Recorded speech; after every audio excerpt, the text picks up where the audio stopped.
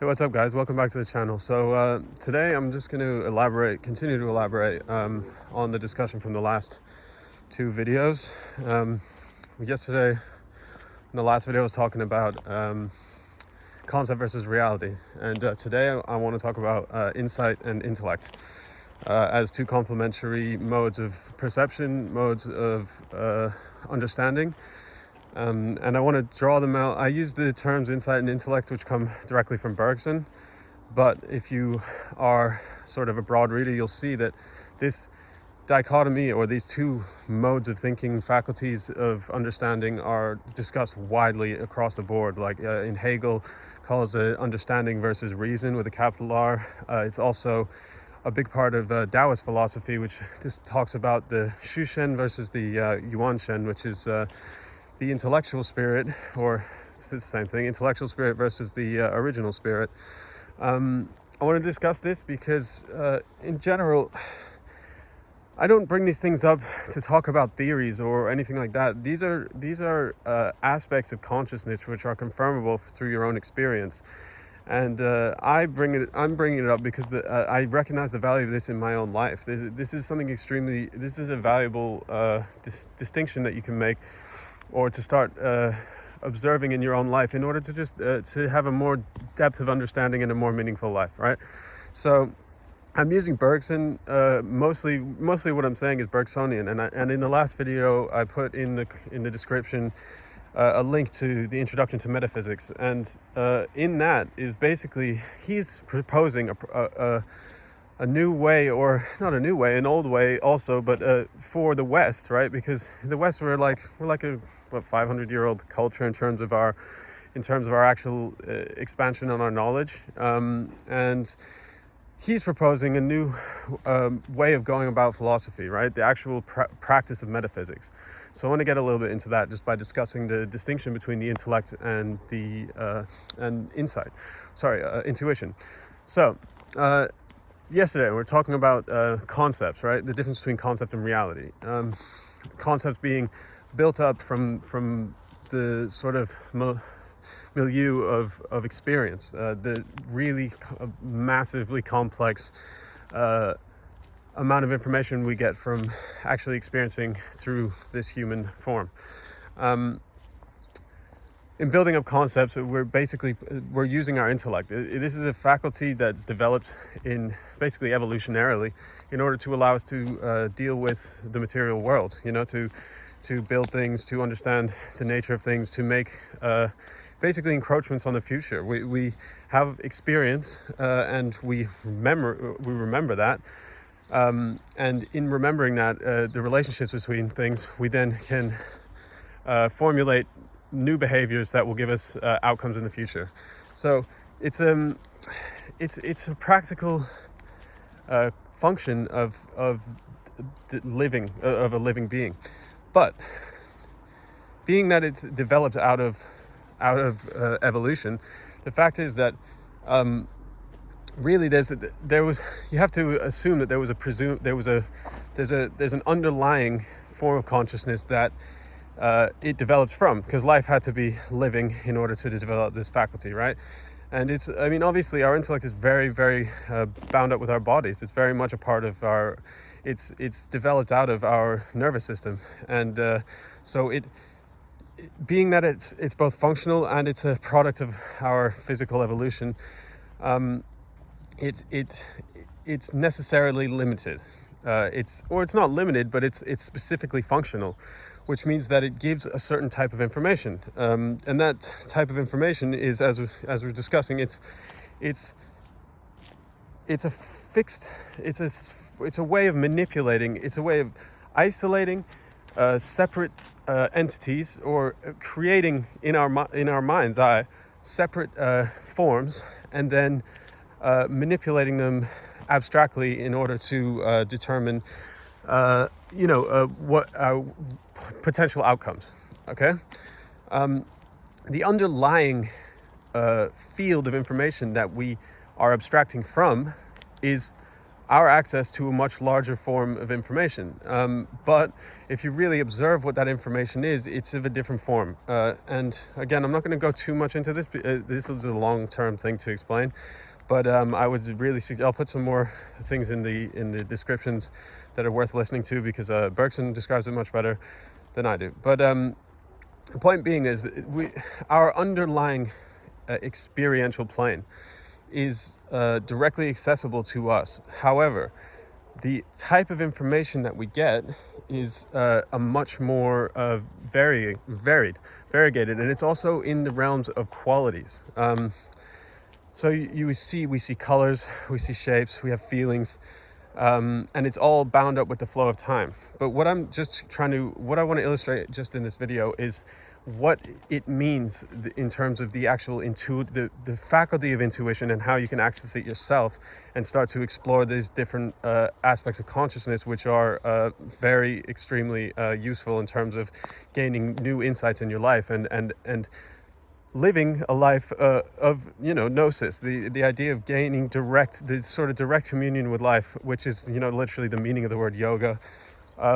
This is the second side of thinking, which we are all sort of now collectively looking towards in the Eastern practices, which have obviously known this for thousands of years, but also just realistically speaking, cultures like India and China are much older.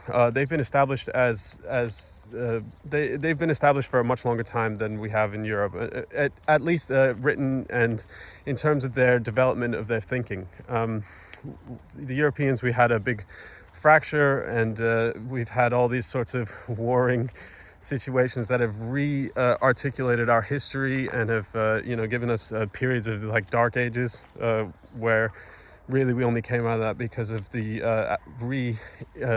institution of Greek philosophy, the translation of these texts in the church, which I actually talk about in another video, one of the first videos. But anyway, so just intellect as a form of knowledge is what we would is basically bound up with language. It allows us to speak and make statements. But our intuitive, the underlying field of perception which we have, is understood in a different way. It's temporal, right? Intellect is spatial in terms of it's like we create a sort of abstract field and we put images in there, and those images we assign certain qualities, and then we can move them around spatially. It's a spatial field. In the intuitive field is temporal in nature, meaning that it has the qualities of transformation. So these are all just words, right? And I'll elaborate on that further. And also just if you're really genuinely interested, just look into Bergson's work, because he does an incredible job of describing all this stuff. And also later on, I'll start talking about time, because it's all bound up in time. I'm just basically reversing the way that Bergson presented all this stuff. He started with an argument about the nature of time, and then from that comes all these different assertions about the nature of life and everything. But point being, a good way to do this is to picture it, right? Imagine for a river, right?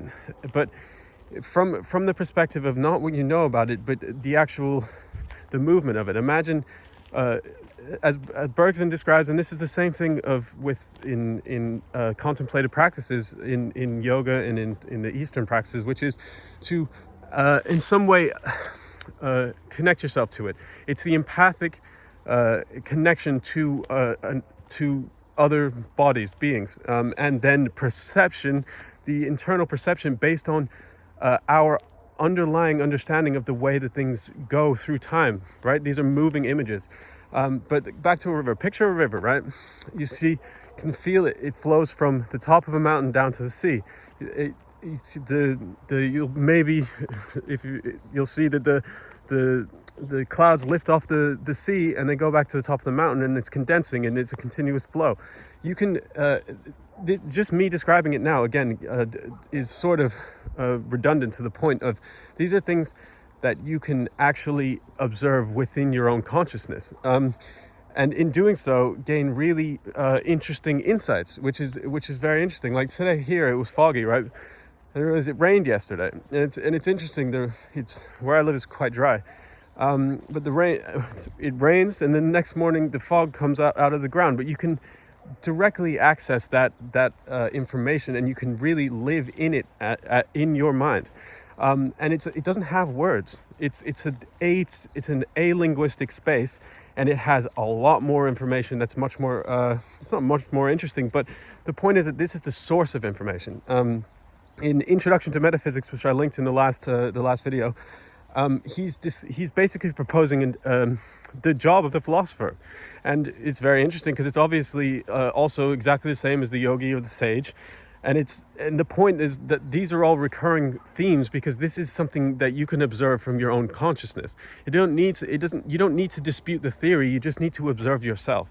And know thyself. This is these are the recurring tropes. This is the reason why I'm bringing it up, because we're in a state right now where we're evolving. As a society, we're reaching a new stage of maturity, and with that will come, new ways of thinking or recognitions, or just different emphasis on the different possibilities of what we can do with our minds and how we can understand the nature of reality. And also, if you look at all the the conflicts in society, much of it is a lot of it has to do with these conflicts over what's right, which description of reality is right.